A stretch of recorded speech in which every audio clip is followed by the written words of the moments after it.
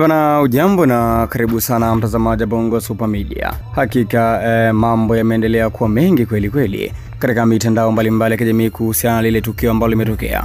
Shabiki wa Yanga akifanywa fujo katika finali. Sasa moja ya taarifa kwa umma leo Yanga ametoa ni Mei 28 mwaka 2025. Taarifa kwa umma hii inasomeka hivi: uongozi wa Young African Sports Club umesikitishwa na unalaani vikali vitendo vya kupigwa, kuchaniwa jezi na kufukuzwa uwanjani kwa mashabiki wake katika mchezo wa finali wa kombe la shirikisho Afrika uliochezwa tarehe 25 mwezi wa 5 mwaka 2025 katika uwanja wa Amani Zanzibar.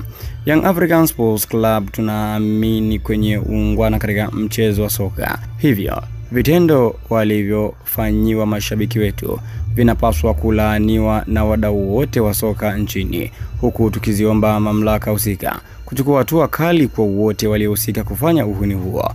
Vile vile uongozi wa Young African Sports Club unatoa pole kwa mashabiki wote waliokumbwa na kadhia hiyo na unawataka mashabiki wote wa klabu hii kuendelea uungwana na kupinga chuki na uhasama unaotaka kujengwa makusudi baina ya mashabiki hapa nchini.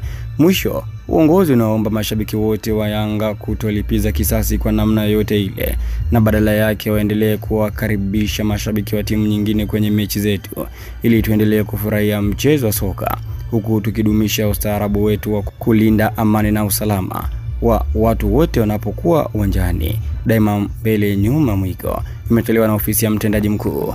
Mwisho wa kunukuu.